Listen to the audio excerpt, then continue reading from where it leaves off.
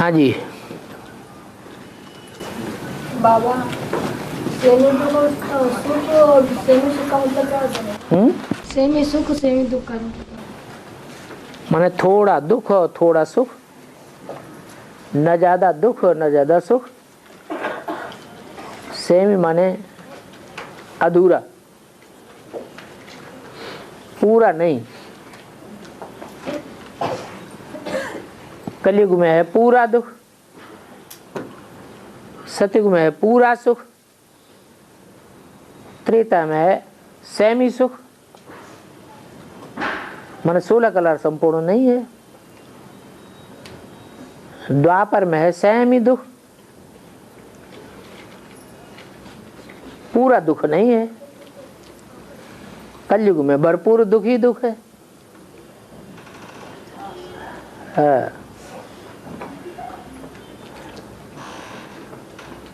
और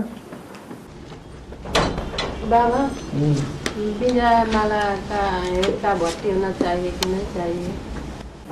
विजय माला, विजय माला की आएंगे नहीं तो उनका भर्ती होना चाहिए कि नहीं? उनका भट्टी भी होगा, उनका सरेंडर समर्पण भी होगा, क्यों नहीं होगा? अव्यक्तवाणी में भी तो बोला है, ये कोई आखिरी समर्पण समारोह नहीं समझना। अभी दोबारा समर्पण समारोह भी मनावेंगे।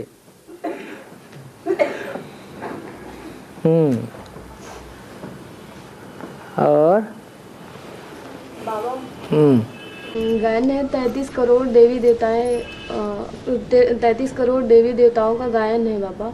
तो 4.5 लाख ही तो पुरुषार्थ कर रहे हैं ना, तो बाकी देवताएं कहाँ से बाबा? 33 करोड़ देवी देवताएं तो वो हैं जो बाप को समझ लेते हैं, जान लेते हैं, मान लेते हैं। 4.5 लाख तो वो हैं जो फर्स्ट क्लास प्रजा में आते हैं। उसके बाद भी तो प्रजाएं बनती हैं स्वर्ग में। वो हैं सब देवताएं, भले प्रजा वर्ग के हैं। यथा राजा तथा प्रजा। मान लो त्रेता का अंत में जो देवता होगा, राजा होगा, तो वो भी तो देवता ही कहा जाएगा, सेम ही देवता है। तो उसकी प्रजा भी सेम ही है, सेम ही देवता कही जाएगी। तो ऐसे 16 कला संपूर्ण देवताएं हों, चाहे 8 कला संपूर्ण देवताएं हों, वो भी देवताएं हैं। और फिर उस कुल में आने वाले पीढ़ी दर पीढ़ी 84 जन्म तक चलने वाले वो सारे ही देवताएं हैं। क्योंकि त्रेतायुग तक तो सिर्फ 10 करोड़ ही देवताएं आते हैं, परम धाम सी आत्माएं, देव आत्माएं। बाकी 23 करोड़ तो द्वापर कलयुग में उतरते हैं। उनके परिवार में परंपरा ऐसे ही चलती है जैसे स्वर्ग में चलती थी। पूरे परिवार का एक ही मुखिया होता है। 60-60, 70-70 का परिवार होता है, एक ही चूल्हा चलता है, सब मिलजुल करके रहते हैं। मुखिया ऐसे रहता है परिवार का जैसे कि राजा। एक मत होती है, एक कुल होता है, उन सब की एक भाषा होती है। ऐसे नहीं आज के परिवारों की तरह कि बच्चा जनता पार्टी को वोट दे रहा है तो बाप कांग्रेस पार्टी में जा रहा है, माँ जो है वो सपा पार्टी में घुस गई है। ऐसे नहीं होता, सबके मत अलग अलग नहीं होते। और ऐसे परिवार प्रायः लोप हैं।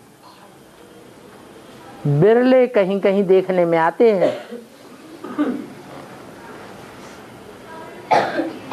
तो कलयुग अंत तक वो आत्माएं उतरती रहती है, अभी भी उतर रही है देवता वर्ण की आत्माएं।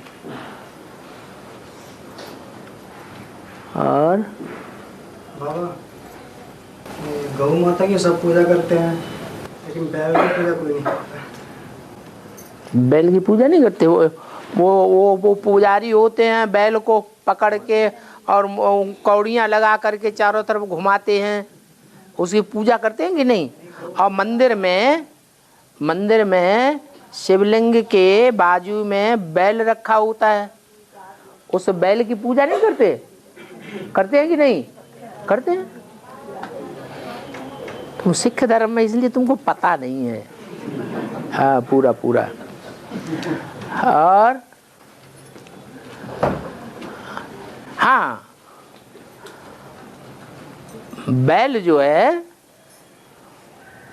वो पुरुष प्रकृति का है, और गाय तो प्रकृति से स्त्री है तो यहाँ की बात। कृष्ण ने कोई जानवर गऊं थोड़ी चढ़ाई थी।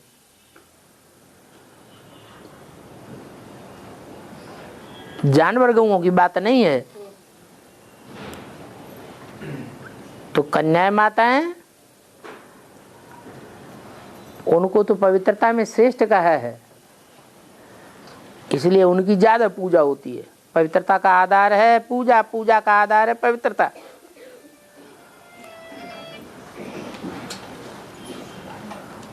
बैल पुरुष का रूप है। पुरुषों को तो सबको दुर्योधन दुशासन कह दिया, तो वो तो उतने पवित्र नहीं होते हैं, इसलिए पूजा भी कम है। और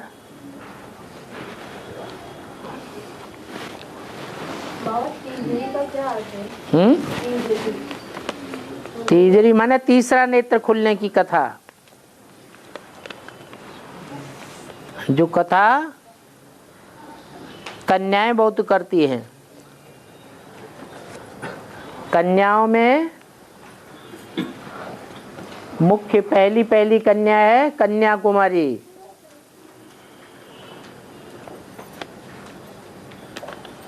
उसको ये आस लगी रहती है कि कब आंख खुले, तीसरा नेत्र खुले तो एक तरफ स्थापना के नजारे, दूसरी तरफ विनाश के नजारे देखने को मिले।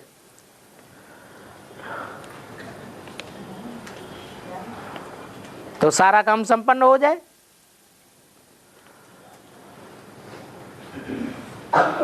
और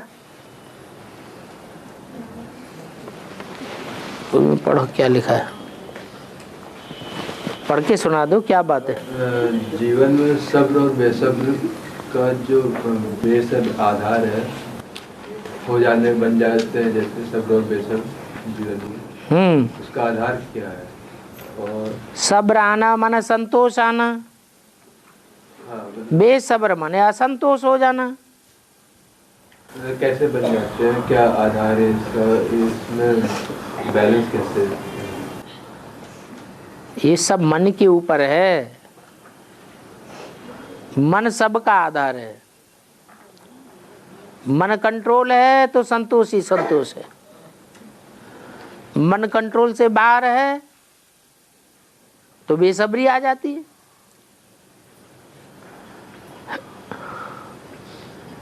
और बाप कहते हैं शरीर तुम्हारा सड़ता जाएगा, आत्मा पावरफुल होती जाएगी।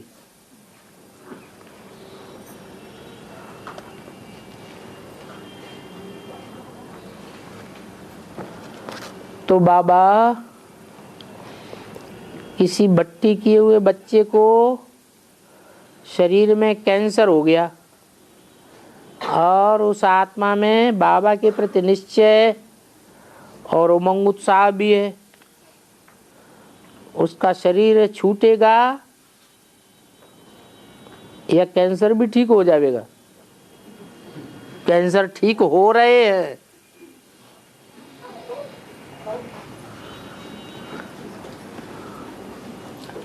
कोई खलास भी हो रहे हैं।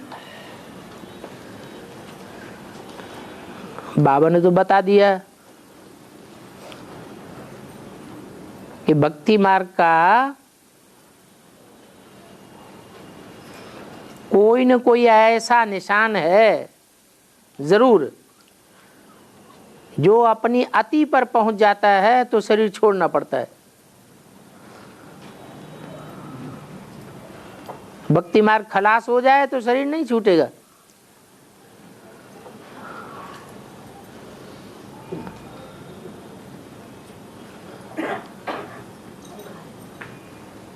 और सड़े हुए शरीरों से भी आत्मा काम लेती रहती है। ये अपने अपने उमंग उत्साह की बात है।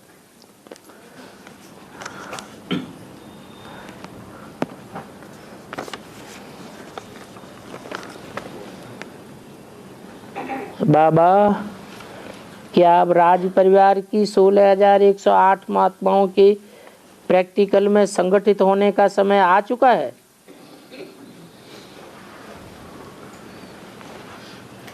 एक 108 इकट्ठे संगठित हो जाएंगे कि पहले ग्रुप वाइज संगठित होंगे? माला बनाई जाती है तो पहले माला की अलग अलग ढेरियां संगठित करके रखी जाती हैं कि सारा ही ढेर इकट्ठा कर लिया जाता है। क्या करते हैं? ढेरियां बनाते हैं।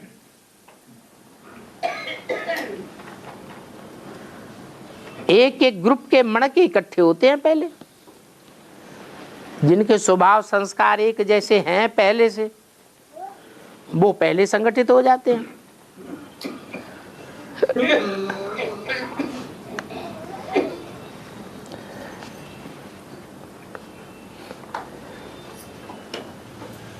आठ राजाइयां स्पष्ट देखने में आवेंगी।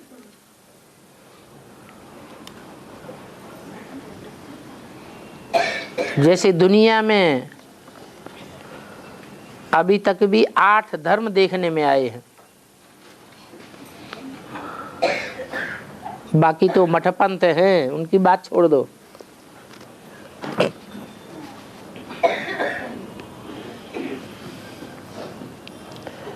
मुरली में आया है कि अब सच्चा सच्चा काशी करवट खाना है।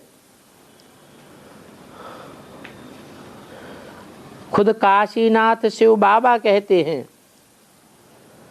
हम तुम सब को लेने आया हूं। अभी काशी करवट खाना ही पड़ेगा।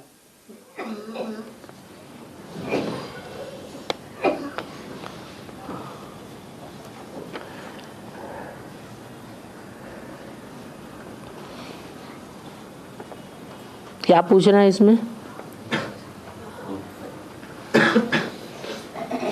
है वही संगठित होने का ही, उसी से। हाँ, जो अलग अलग ग्रुप हो गए वो काशी करवट नहीं हुई, क्योंकि अलग अलग ग्रुप के अलग अलग मुखिया हैं।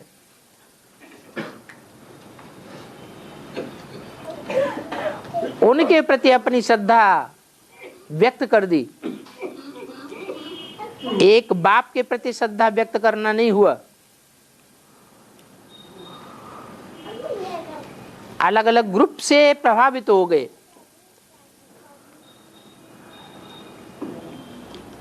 उससे भी आगे बढ़ना है।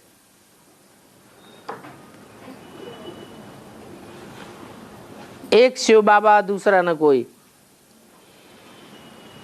एक के प्रति अर्पण में होना है।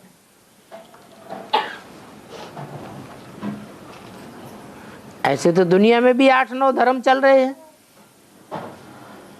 सब अपने अपने धर्म पिता को मानते हैं, ग्रुप बने हुए हैं।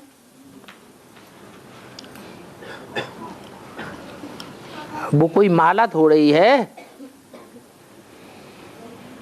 वो कोई संगठन थोड़ी है।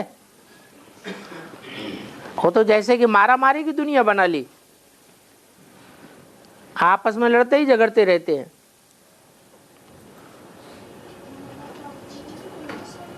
सारा वसुधा एक कुटुंब बन जाए, उसके लिए तो एक बाप चाहिए।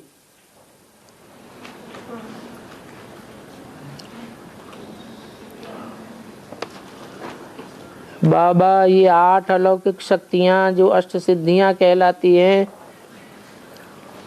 क्या क्या लिखा? अणिमा, महिमा, गणिमा, गरिमा, लघिमा, प्रतिमा, प्राप्ति, प्राकाम्य, ईशत्व, कवित खूब रटा। इनका बेहद में अर्थ क्या है?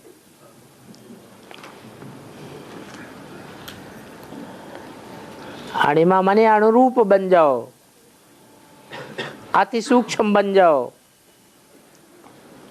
महिमा माने उनकी इस महिमा संसार में फैल जाए। गरिमा भी जानते हो, क्यों अपनी गरिमा को खत्म करते हो? लघिमा, अत्यंत लघु बन जाना, सामने से गुजरते रहें, लोग पहचान ही ना पाए। प्राप्ति, ईशत्व, ईश भाव बनता है कंट्रोल करने को, शासन करने को। और वशित्व, जो कोई सामने आवे उसको वशीभूत कर ले।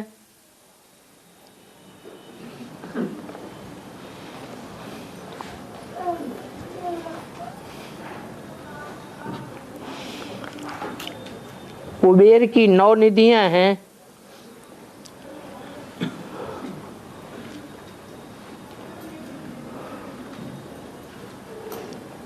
क्या क्या लिखा है? हम तो कभी सुनी भी नहीं है। क्या है ये? शंख, मकर, कच्छप। अरे मनुष्यों ने पता नहीं जाने क्या क्या लिख दिया है। उन्होंने ये थोड़ा ही समझा है कि ये कोई चैतन्य आत्मा होती है। जो आया सो नाम रख दिया। कुंद, मुकुंद, नील, पर्व, शंख, मकर, कच्छप।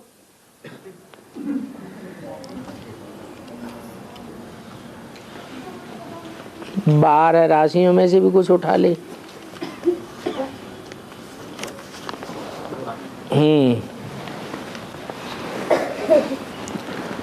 23 करोड़ जो आत्माएं हैं, वो फिर द्वापर से जो आती हैं वो ज्ञान में चलती है। 33 करोड़ आत्माएं द्वापर से आती है। 23 करोड़। हाँ, बाप को तो मानेगी ना। हाँ, देवताएं आस्तिक होते हैं या नास्तिक होते हैं? देवताएं तो सब आस्तिक ही होते हैं ना। आस्तिक होते हैं माने बाप को पहचानते हैं, मानते हैं।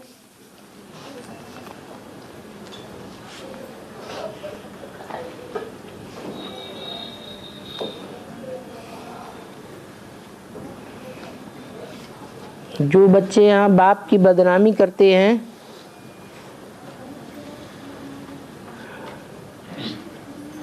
जो बाप भी है, टीचर भी है, सदगुरु भी है,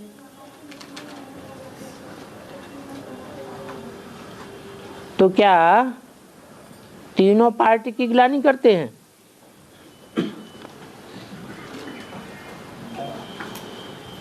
वो तो करते ही है। बाप की भी गिलानी होती है, टीचर की भी होती है, सदगुरु की भी होती है।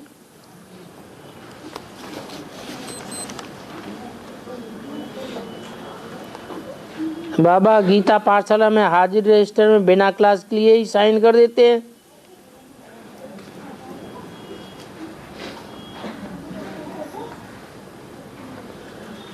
हफ्ते में 2-4 दिन ही आते हैं,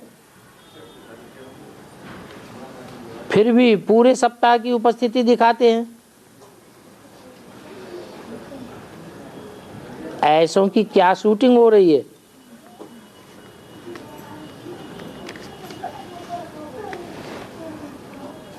क्या शूटिंग हो रही है बताओ? हैं? हैं? नेमीनाथ। नेमीनाथ नेमी कहाँ हुए? नेमीनाथ तो तब हो जबकि नियम से क्लास में आए।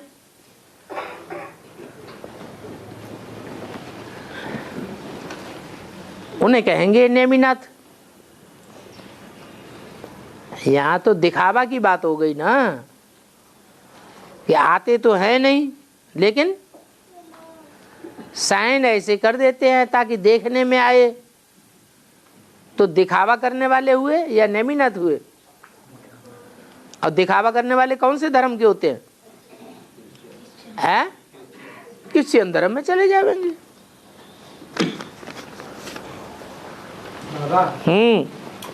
दादी प्रकाश मणि पूरा जीवन पवित्र है। पूरा पवित्र जीवन तो उनके पीछे पीछे घुसे रहे क्या?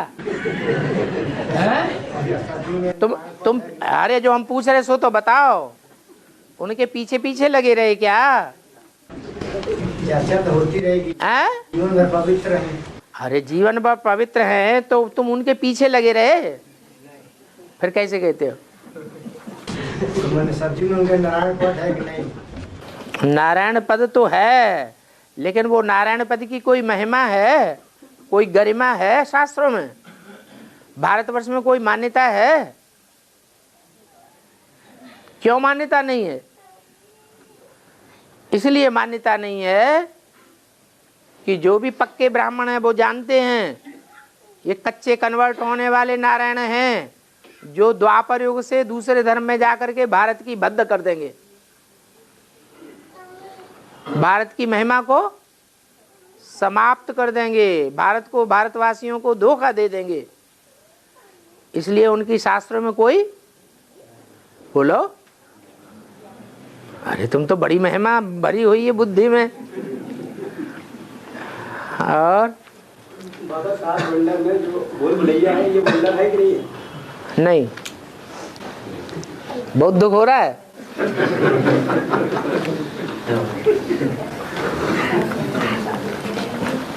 वो भूल भुलैया भी कहां से आई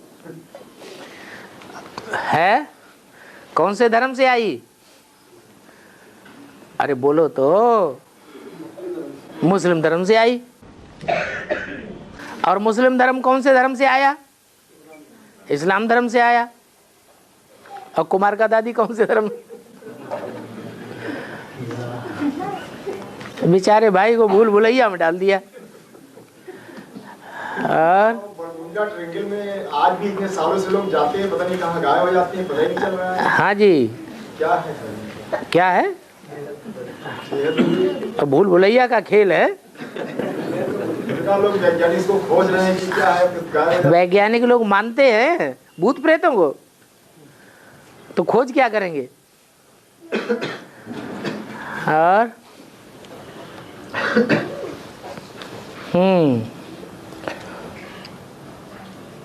सर्वगुणों का राजा है सहनशीलता, और बोला हुआ है कि राजाएं ज्यादा सामना करते हैं। तो रुद्रमाला के लिए दोनों गुणों में से ज्यादा कौन सा गुण धारण करना है? सहनशीलता या सामना करने का गुण? और दोनों गुणों में से सबसे ज्यादा नंबर किस में मिलने?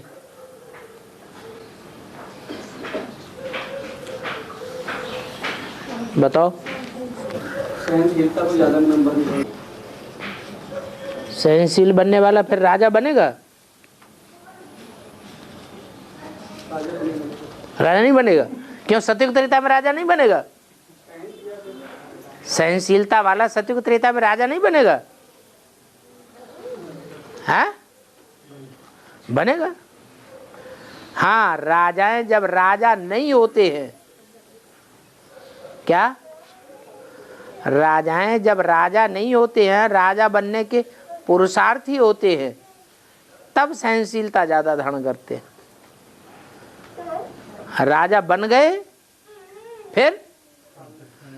फिर सामना ज्यादा करते हैं। अन्याय के विरुद्ध तो है, अन्याय को सहन करना तो गलत है। हाँ, तो राजा अन्याय को सहन करे या न्याय को सहन करे? है न्याय को सहन करना चाहिए, अन्याय को नहीं सहन। हाँ, सामना करेगा। द्वापर से कलयुग तक तो अन्याय ही अन्याय बढ़ता है ना। तो राजा का काम है अन्यायियों का सहन करना, वो सामना करना।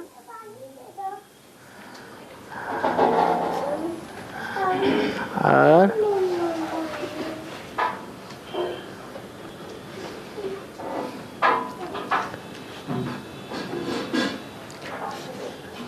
सतयुग में आया है कि वो मुरली में आया है कि सतयुग में लकड़ी के वाद्य यंत्र होंगे, तो उसे बनाने के लिए यहाँ प्रैक्टिस करनी पड़ेगी।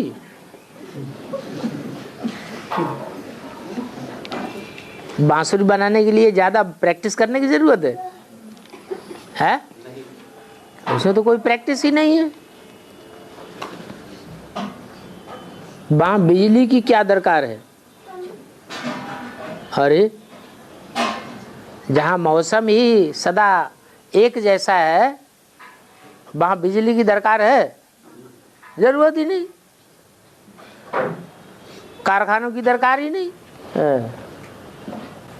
बाबा भक्ति मार्ग में रामायण में दिखाते हैं कि जब पुरुषोत्तम श्री राम बाल को मारते हैं तो जो 7 पेड़ होते हैं ताड़ के है, उसकी ओट में होकर के मारते हैं। तो जो ताड़ के 7 वृक्ष हैं किस शक्ति की यादगार के रूप में? तो उसका ताड़ नाम पड़ा है ताड़ना से। इसलिए नाम पड़ा है ताड़ना। ताड़ना माने पिटाई करना। तो जो 7 नारायण हैं वो ही ताड़ के वृक्ष हैं। दुनिया की दृष्टि में बहुत ऊंचे बनते हैं, जैसे 7 धर्म, इस्लामी, बौद्धिक, क्रिश्चियन आदि। उनको पहले ईश्वर ज्ञान सिखाते हैं, ज्ञान में मजबूत बनाते हैं। वो ज्ञान में इतने तीखे जाते हैं कि ताड़ की तरह ऊंचे हो जाते हैं, बहुत होशियार बन जाते हैं। और फिर उनकी ओट में, जैसे अर्जुन ने शिखंडी की ओट लेकर के किसको मारा था? भीष्म पितामह को मारा था। ऐसे ही उन 7 ताड़ के वृक्षों को ओट में रख करके बाली को मारा था।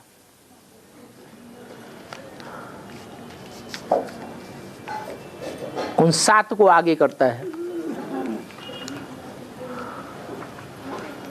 रामायण में राम को भगवान के रूप में दिखाया गया है क्या?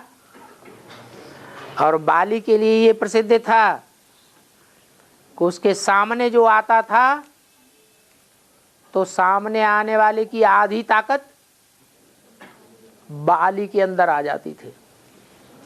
इसका मतलब सामना करने में उसका मुकाबला कोई नहीं कर सकता था।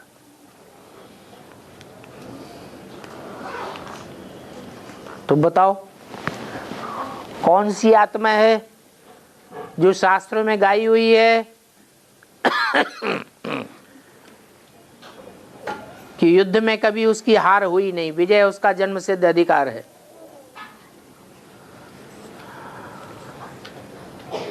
वो कौन सी आत्मा है जिसकी विजय ही विजय हुई है, कभी हार हुई नहीं?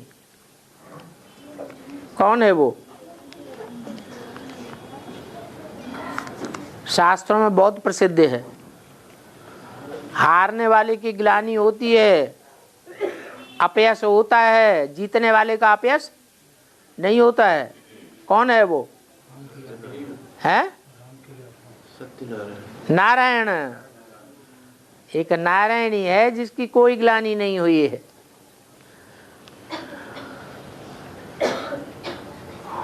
उसी का नाम बाली रख दिया है।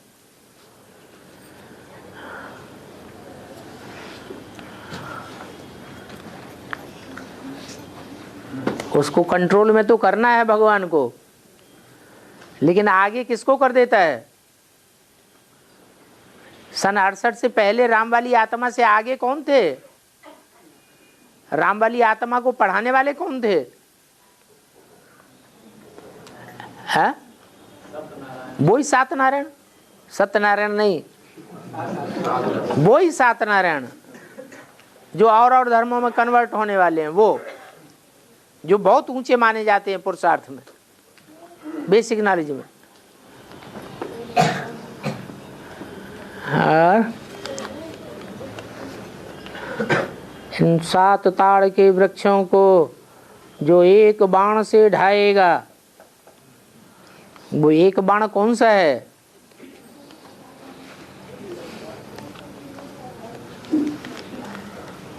वो निराकार बाप पतितों को पावन बनाने के लिए साकार में आया हुआ है।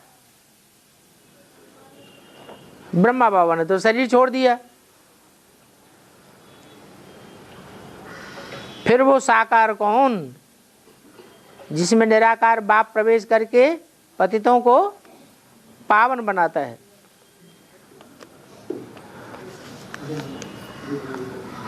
और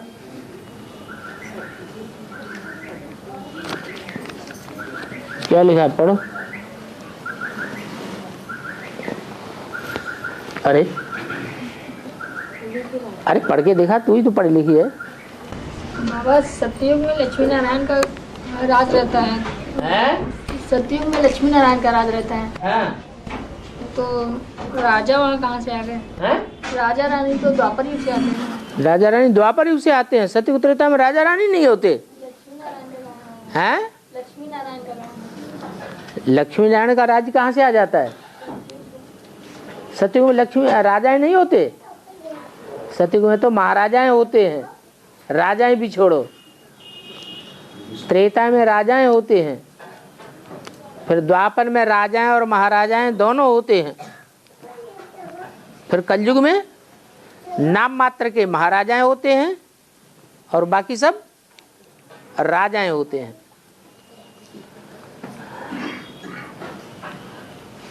ये कलयुग के अंत में थोड़ा सा समय है जो प्रजा के ऊपर प्रजा का राज्य चलता है, बाकी तो दुनिया में सदैव राजाओं का ही राज्य चला है, चाहे राजाओं का हो चाहे महाराजाओं का हो।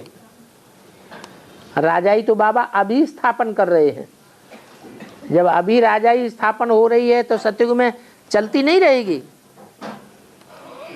राजाई का विनाश हो जाएगा नहीं।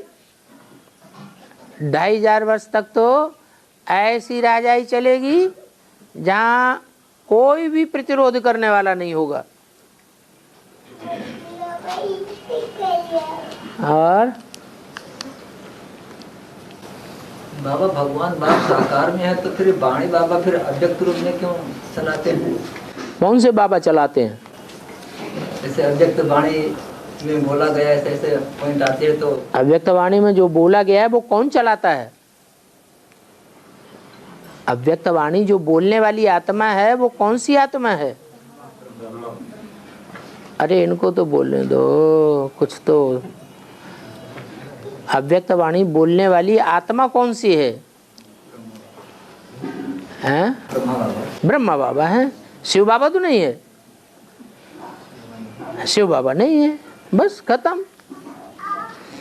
ब्रह्मा बाबा देव आत्मा है या भगवान आत्मा है या राक्षसी आत्मा है या मनुष्य आत्मा है? क्या कहेंगे अभी? अभी क्या कहेंगे? देवात्मा है। तो देवात्मा देवताई गुणों की वाणी चलाएगी या ज्ञान की वाणी चलाएगी? देवताएं क्या सिखाएंगे? हैं? दिव्य गुण सिखाएंगे। तो दिव्य गुणों की वाणी चलाते हैं, उनकी वाणी में वो दिव्य गुणों की भाषा भरी पड़ी है, बस। बाकी सृष्टि के आदि मध्य अंत का राज वो नहीं समझा सकते, वो अपने जन्मों को भी नहीं जान सकते। वो भी बताने के लिए बाप को दोबारा आना पड़ता है।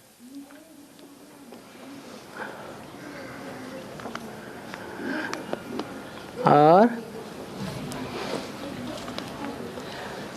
2012 में बाबा का अज्ञातवास भी खत्म हो जाएगा, तो क्या बाबा का टूर भी खत्म हो जाएगा? बताओ। है किसी को बड़ी भारी चिंता हो रही है कि बाबा का टूर भी खत्म हो जाएगा क्या? फिर मिलेगा कि नहीं मिलेगा?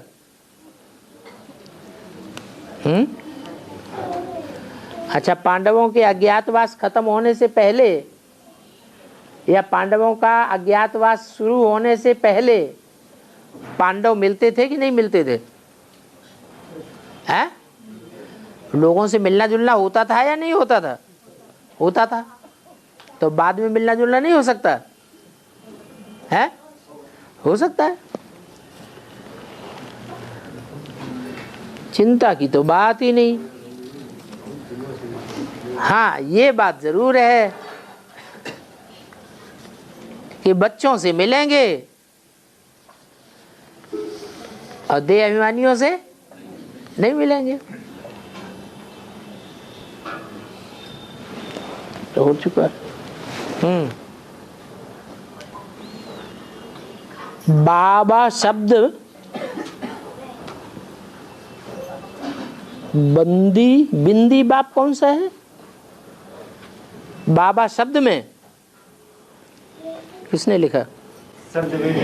है शब्द वेदी बाण, वेदी लिख दिया, शब्द भेदी बाण। हाँ, शब्द भेदी का मतलब ये है जहां से आवाज आई उसी आवाज की दिशा में बाण मार देना, उसको कहते हैं शब्द भेदी बाण। जैसे पृथ्वीराज चौहान के बारे में ये प्रसिद्ध है कि उनका साथी था चंद्रवरदाई कवि।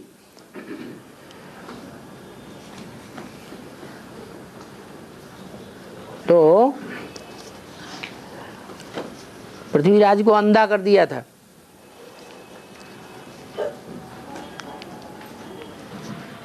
मोहम्मद गौरी ने। फिर भी उसने कहा मैं जहां भी बैठता हूं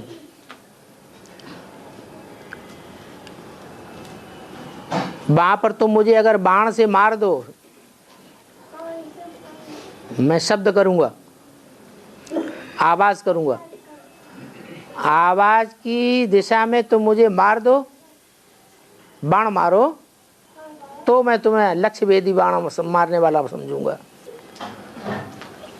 तो वो तो बैठ गया ऊपर जाकर के। उसी समय चंद्रवरदाई ने कविता गा दी। 4 बांस 24 गज अंगुल अष्ट प्रमाण, ताऊ पर सुल्तान है मत चूके चौहान। उसी ऊंचाई में उसने बाण मार दिया जिस दिशा से आवाज आई थी, और वो मारा गया।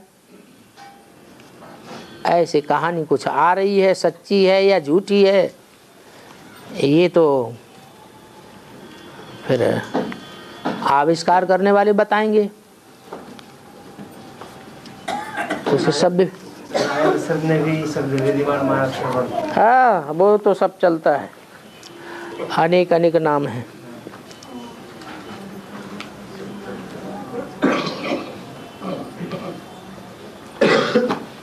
बाबा कृष्ण ने गोपियों के वस्त्र चुराए,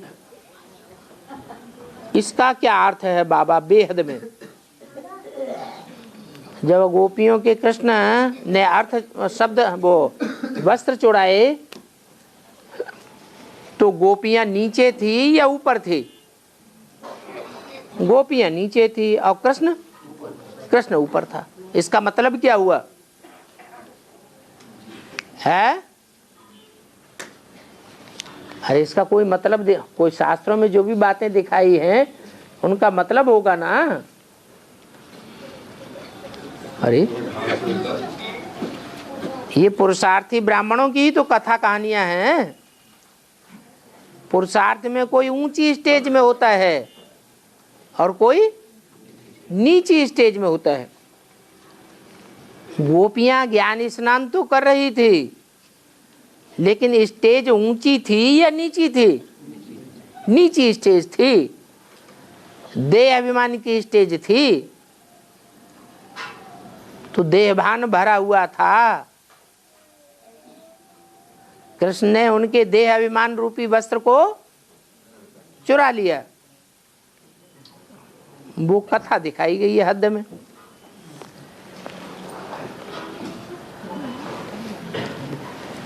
और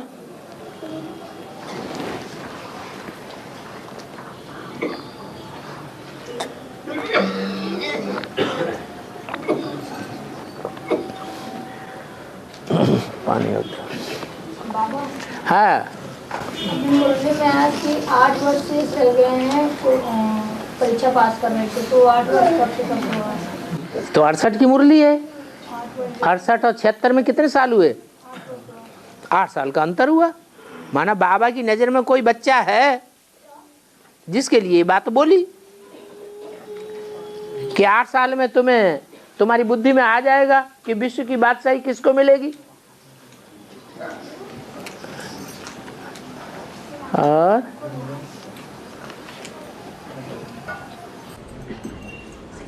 ब्राह्मण भोजन के लिए देवता तरसते हैं। भोजन तो है लेकिन देवता कहाँ है? देवता कहाँ है? क्यों? ब्रह्मा बाबा की आत्मा, मनमोहनी दीदी की आत्मा, कुमार का दादी की आत्मा, मम्मा की आत्मा, ये देवताई आत्माएं नहीं है। ये देव आत्माएं हैं या मनुष्य आत्माएं हैं? हैं? देव आत्माएं हैं। तो वो देव आत्माएं तरस रही हैं।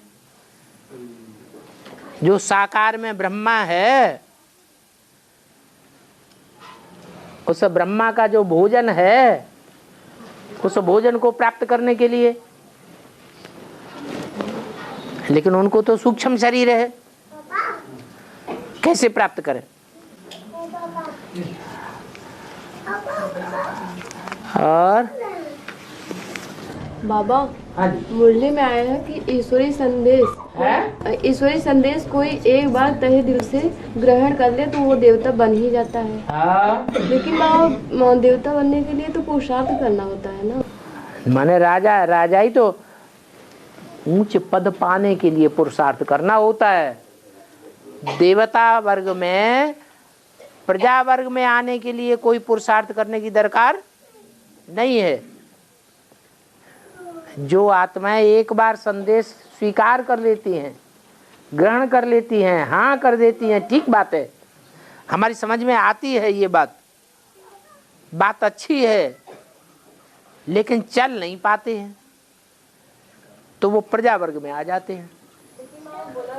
जो पुरुषार्थ करते हैं वो राजा रानी के परिवार में आ जाते हैं, प्रिंस प्रिंसेस बन जाते हैं, महाराजा बन जाते हैं। तो प्रजा वर्ग में आने के लिए पुरुषार्थ की दरकार नहीं है। संदेश लेना ही काफी है उनका। कोई तो संदेश भी नहीं लेते, हम नहीं मानते इन बातों को। तो जो मानते ही नहीं, संदेश स्वीकार ही नहीं किया, वो प्रजा बनेंगे? वो तो प्रजा भी नहीं बनेंगे। हाँ बोलो। तो बाबा लास्ट में आ जाएंगे क्या? कौन? जो संदेश लेने वाले आ जाएंगे, जिन्होंने तहे दिल से संदेश लिया। हाँ जी। दिल से, तहे माने दिल की गहराई से। और क्या बाबा ये राजा बनेंगे तो फिर बाबा का साकार रूप मिलन होगा कि नहीं होगा? राजा यहाँ बनना है इस जन्म में? किसी भी जन्म में राजा जब बनेंगे तो वो जन्म ही अगला होगा। और शिव बाबा इसी जन्म में मिलता है या और 83 जन्मों में भी मिल जाता है? बाबा तो सिर्फ एक ही जन्म में मिलता है, जिसे कहते हैं शिव बाबा।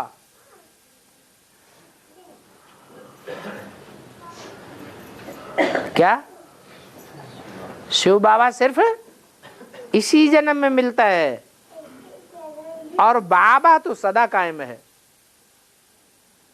लेकिन शिव बाबा इस सृष्टि पर सदा कायम नहीं है, तो शिव बाबा कैसे मिल जाएगा? शिव बाबा तो एक ही बार आया और सृष्टि चक्र का चक्का चलाया, ज्ञान का डंडा घुमाया और गया। तो ज्ञान का डंडा घुमा रहा है अभी। इसलिए वो मिट्टी के बर्तन बनाने वाले अपने को क्या उपाधि देते हैं? प्रजापति, कुम्हार। कुंभ बनाते हैं, कुंभार, कुंभ बनाने वाले। ये ज्ञान का घड़ा है। शिव बाबा आकर के इस घड़े को बनाता है तो ये मिट्टी का ही। इसे मिट्टी के घड़े को बढ़िया बना देता है, जो 84 जन्म लेता रहे, जन्म जन्मांतर राजा ही प्राप्त करता रहे, सुख प्राप्त करता रहे।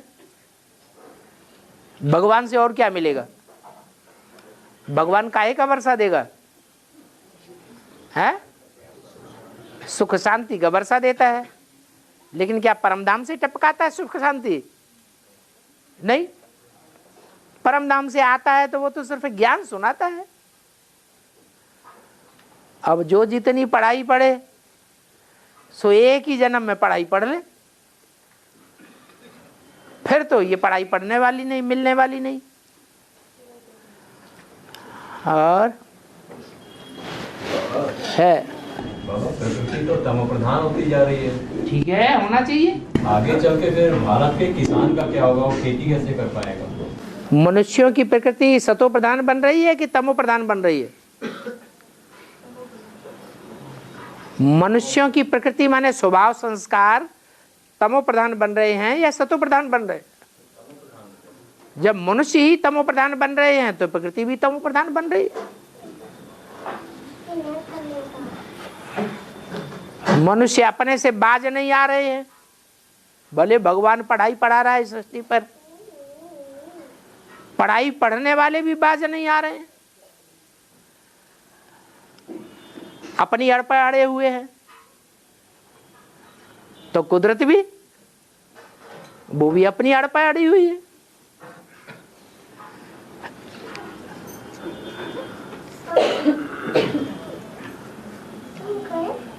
इसलिए बाबा ने बोला एक के पतित बनने से सब पतित बन जाते हैं, एक के पावन बनने से सब पावन बन जाएंगे।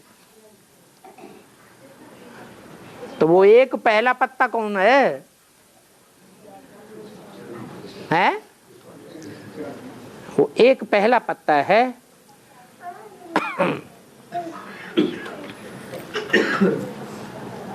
और चाणक्य सीरियल में दिखाया है कि विष्णुगुप्त गुरु को दक्षिणा देने के लिए कोई से गाय मांगता है।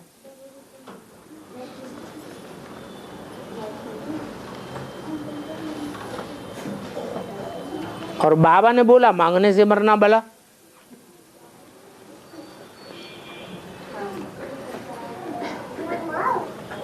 तो ब्रॉड ड्रामा की ब्राह्मणों की दुनिया में क्या शूटिंग होती है? शास्त्रों में भी एक कथा आई है गाय मांगने के बारे में, याद है क्या? है वशिष्ठ जी ने गाय पाली हुई थी, विश्वामित्र ने गाय मांगी, वशिष्ठ ने देने से इनकार कर दिया।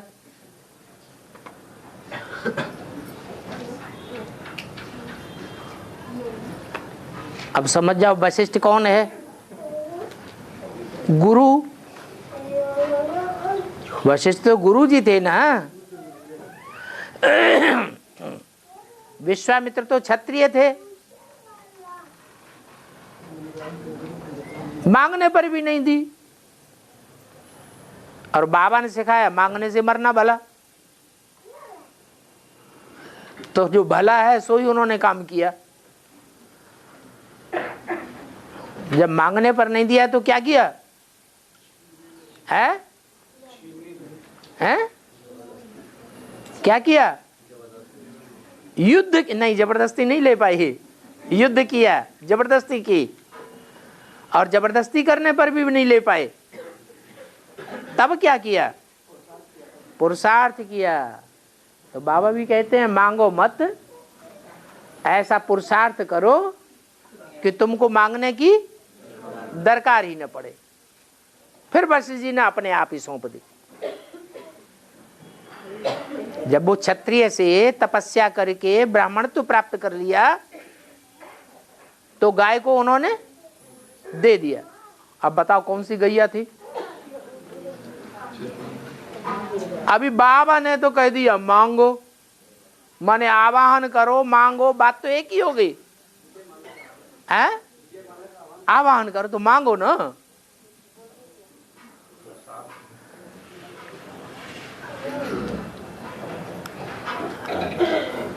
भाई वशिष्ठ जी क्या करेंगे? मांगने वाला ही नीचा या देने वाला नीचा? मांगने वाला नीचा। तो वशिष्ठ जी ने क्या कहा? अभी वशिष्ठ जी कौन है?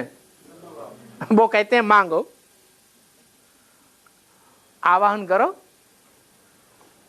आ जाओ आ जाओ। ये भी तो मांगना हुआ ना है? लड़ाई लड़ो।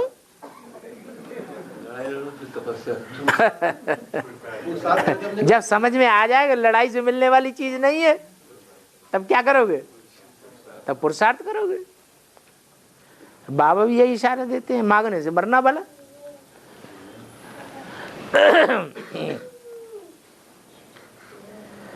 और क्या पुरुषार्थ करना सहज रास्ता है या मांगना सहज होता है? पुरुषार्थ मांगना सहज होता है।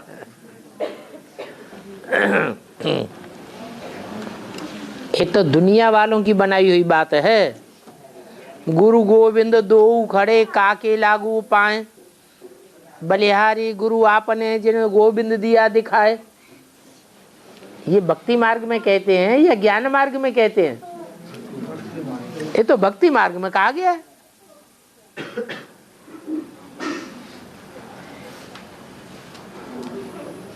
ज्ञान मार्ग की बात थोड़ी है ये,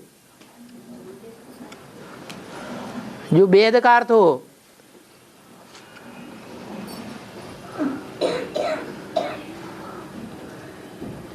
ब्रह्मा बाबा के द्वारा हमको शिव बाबा मिला, गुरु ब्रह्मा।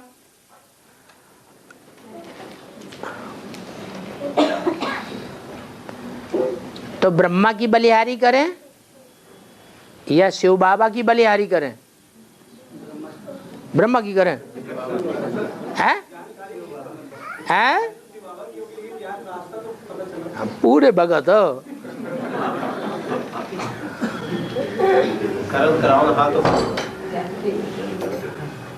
शिव बाबा की इच्छा से काम हुआ या ब्रह्मा की इच्छा से शिव बाबा आया? तो बलिहारी किसकी है? अच्छा अच्छा अच्छा।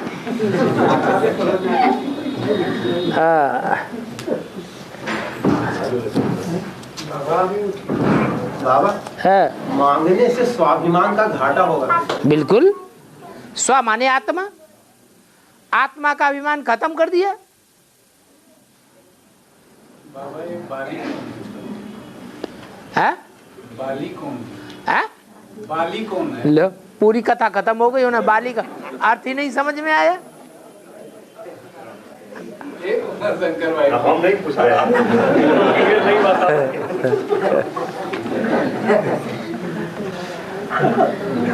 अब कोई भी पूछ रहा है, पूछ तो बाहर आ गई। अरे जिस समय बात चल रही थी उसी समय पूछ लेते, छुपा छुपा के क्यों रखते हैं। बताया कि रामायण में राम को भगवान बता दिया है।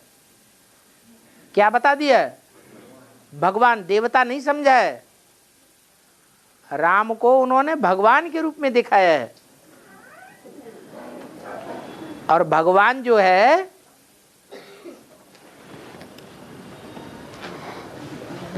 बाली का डायरेक्ट मुकाबला नहीं करेगा।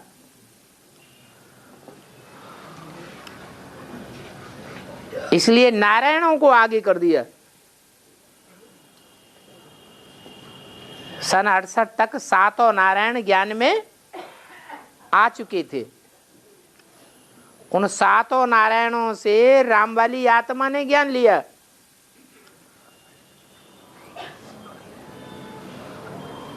उसको समझाने वाला प्रैक्टिकल गुरु कौन था? ब्रह्मा बाबा मौजूद था? है? नहीं था। तो कौन था? प्रैक्टिकल में समझाने वाला कौन था? नारायण। बाकी सात नारायण। तो वो सात नारायण मुखिया थे यज्ञ में, वो आगे कर दिए। वो सात नारायणों में ही धर्म पिताएं प्रवेश करते हैं, जो ताड़ की तरह ऊंचे हो जाते हैं दुनिया के सामने।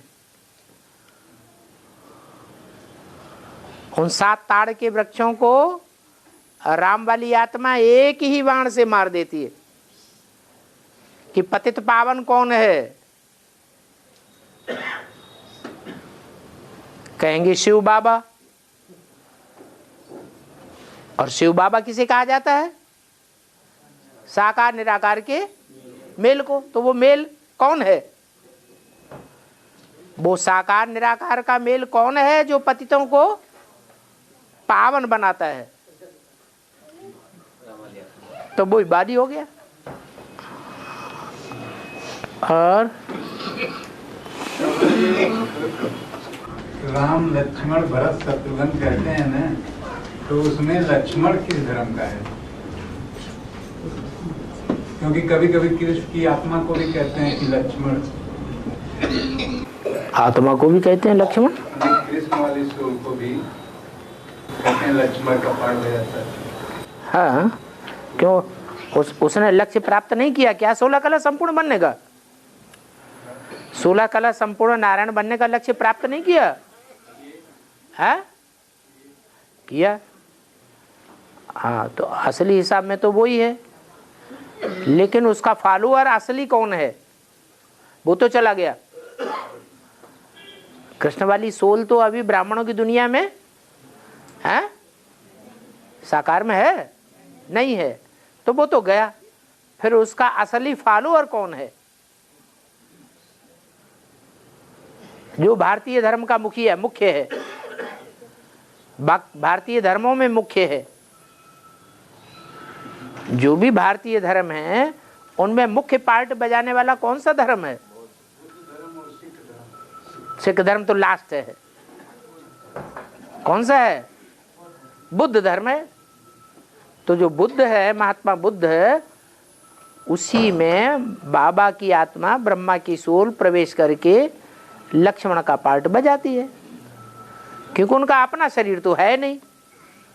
और महात्मा बुद्ध से ज्यादा पावरफुल आत्मा और दूसरी कोई भारतीय है नहीं।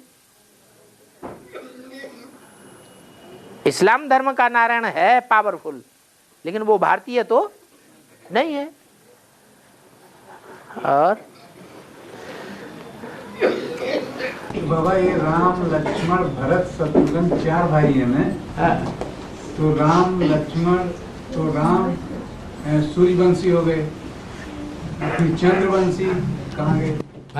चंद्रवंशी। सूर्यवंश कोई अलग से थोड़े ही होता है। सूर्यवंश का अलग से अस्तित्व तो नहीं है।